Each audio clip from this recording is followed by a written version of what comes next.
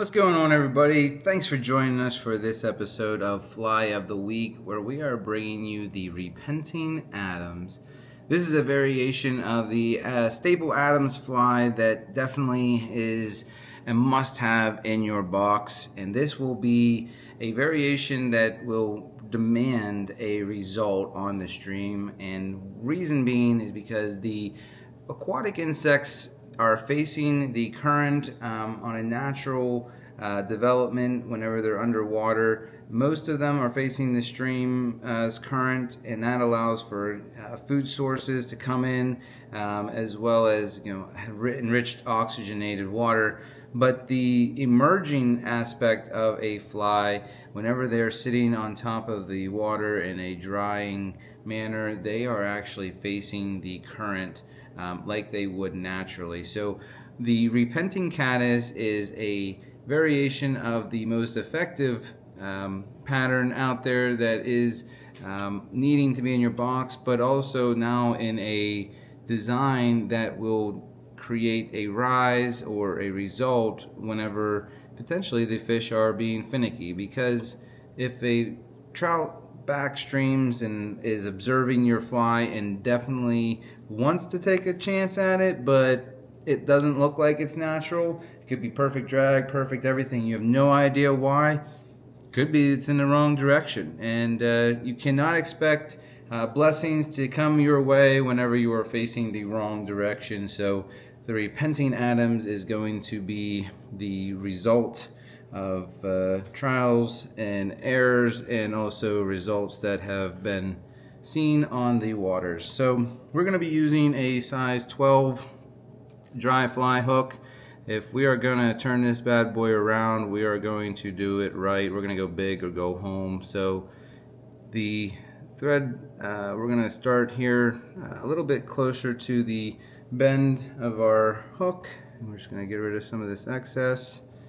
And the materials that we're going to be utilizing will be our CDC in natural gray and natural black, kind of that salt and pepper look that will allow for the replacement for the tips of a hen hackle that usually, or whatever you decide on the grizzly tips, they will suffice here. And we'll get these CDC feathers secured onto the shank of our hook here. We're just going to run this down. Now, before we prop those up in the wings, we're going to do a lot more on this fly. So we're going to get rid of this. Oh, that's wonderful. Well, things happen. And, the forgiveness of material, and if we have a cut your own thread off, just tie it back on. No big deal. Life happens. As I tell my granddaughter, it happens. I'm actually utilizing a smaller thread than I usually would, because I want to create a nice slim body, but also nice profile as well. So we're going to get that down, and the Coq de Leon that we're going to be using for our tailing, I'm using a grizzly. You could use parts of your hackle and your grizzly Rhode Island red mixture. You could use your Cree barbs. I just know that the Coq de Leon is a very stiff fiber and makes an amazing tailing that just kind of, whenever it sprays out there, splays out, creates a beautiful look. And that's what we're going for. Beauty. A thing of beauty here. So if you are a first time viewer with us, we definitely appreciate you. Thank you for joining along with us, and hit that subscribe button so we can keep you up to date with what's going on. If you've been with us since the beginning, and we appreciate you, we love you, and we can't be doing this journey without you. So definitely thank you for all your support and love. So let's get that tailing on there. You can see how it just kind of sprays out there. And that's going to give you your balance and on the water when it sits nicely on there. After you got your tailing, we're just going to grab some of your synthetic Adams Gray dubbing and noodle on up there and create a nice tapered body. You can always use your fingers to roll in, allow for there to be a masterpiece made in the midst of your fingers. You know, the repenting Adams is effective because the majority of the aquatic insect world is facing the stream's current or the river's current naturally, collecting food sources and just the oxygen enriched flow keeps everything growing and developing in the aquatic life cycle. And whenever it develops that stage where it's going to emerge and hatch out of the underwater world into the out in the open, it will dry its wings in the facing of the current, typically like it would naturally whenever it was underwater. And so we're just going to now build a little dam in front. You can just kind of bend those fibers up too, and it will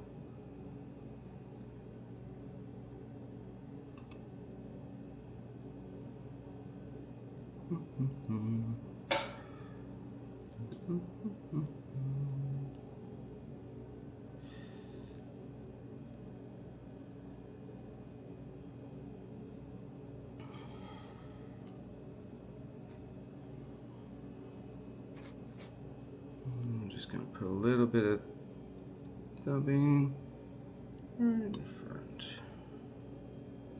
and develop that dam. As the next step that we're going to do is we're going to split this little puff as you would your wings on a potentially a mallard or a wood duck flank.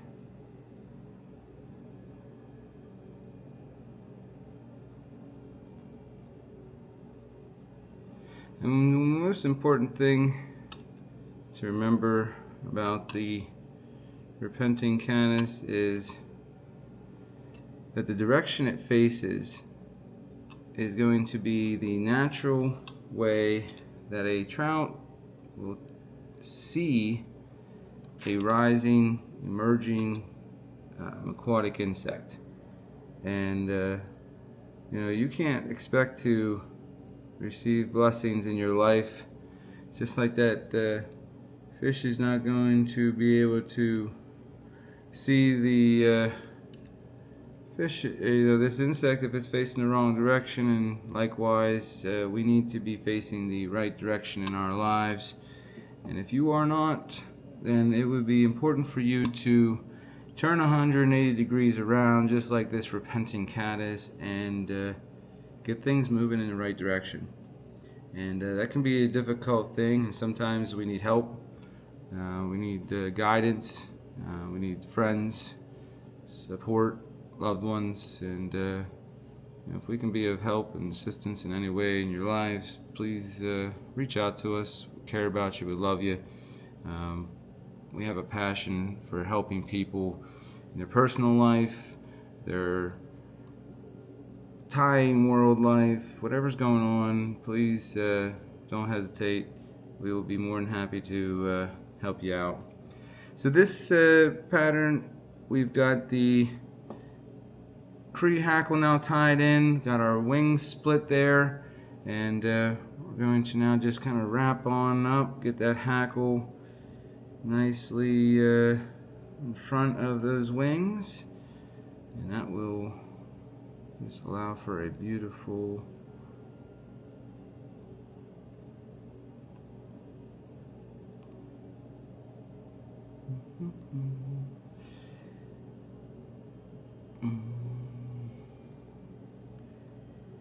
sometimes whenever we get our lives heading in the right direction, it seems as if everything starts to fall apart or things get harder. And whenever a fish is alive, it's facing the current. Whenever it's dead, it's floating downstream. And so whenever we become alive in our own lives, start living, we will be facing the current. And that means that we will also then be facing the things that will be coming down the stream towards us. And if we don't learn to have a guiding light, a source to help us get from around the obstacles in our lives, we're going to get hit by a bunch of things. And that's going to end up turning us right around again. And that's the object of the distractions in your life. To try to get you back into the same old direction that has been potentially destroying you for years. And let me just say that just like this repenting Adams, that just the turnaround, the 180-degree turnaround will result in more hookups, more results on the stream because it's naturally doing what it's supposed to be doing. It's looking the way it's supposed to be doing. So whenever you're doing the things that you're naturally supposed to be doing, the way God designed you, it will flow just the way it's supposed to be. So let me encourage you to maybe get things turned around. And that's what I did for myself, and wanted to encourage people to see how just turning things around is not as hard as you think, but an effective way. And as always, we appreciate you, and don't hide Jesus like you hide your fishing spots, guys. And we'll catch you later. See ya.